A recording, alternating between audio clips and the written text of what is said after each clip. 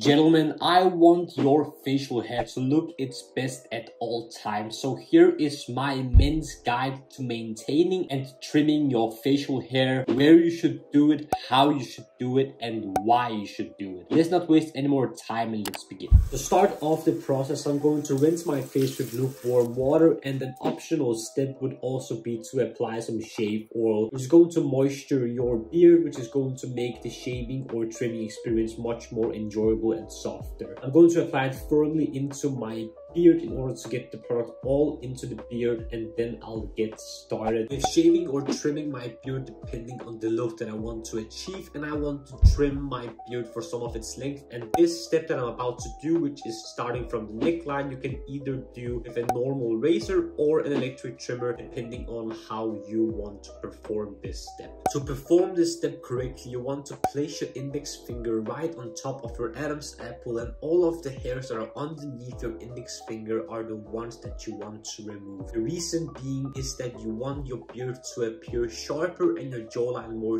chiseled, and the way we achieve this look is to remove all of the excess hair on your neckline in order to hide some excess fat that you might have on your neckline that might make you look slightly chubby and heavier, which we're going to avoid by removing this part of your beard. This next step you can either do with an electric trimmer or a razor, and we're going to focus on the cheek line right here. What we want to accomplish in this step is to give our beard a more angular and structured look by removing hairs that might be on our cheeks to give our beard a more angular and sharper look. To trim some of the length of my beard, I'm going to attach the attachment number 5 that comes with the Philips OneBlade, which I frequently talk about being my electrical trimmer of use. The reason I use the attachment number 5 specifically is because I don't want my beard to be way too short. I still want to maintain some of the length but still take a lot of the length off, so it still looks like I have a full beard but it's recently trimmed and well kept. What you want to focus on when trimming the length of your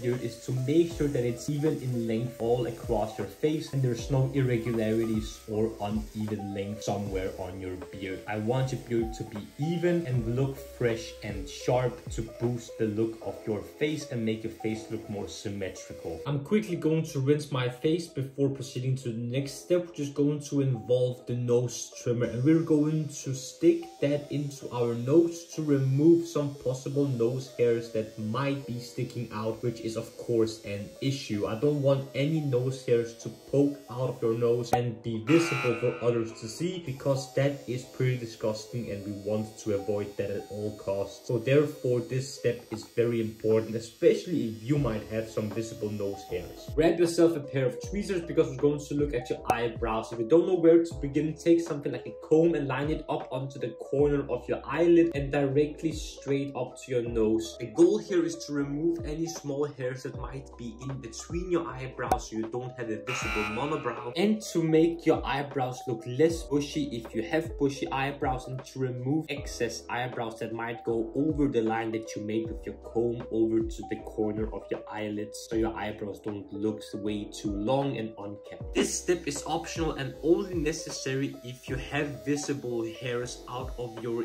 ears, and you can once again reach for your nose trimmer and gently use it around your ears so you can easily erase and remove those small hairs that might be visible from your ears. We are now done taking care of our facial hair, so what you want to do is to clean up with your skincare routine right after you're done taking care of your facial hair, in order to clean up your face and take care of your beard by moisturizing and nourishing it and giving it what it needs to replenish and recover while also taking care of your skin. Gentlemen, that was everything you need to know about your facial hair, where you should take care of it, how you should take care of it, and why you should take care of it. Like the video if you enjoyed, if you learned something new, and subscribe to the Men's Improved YouTube channel. Have an amazing day.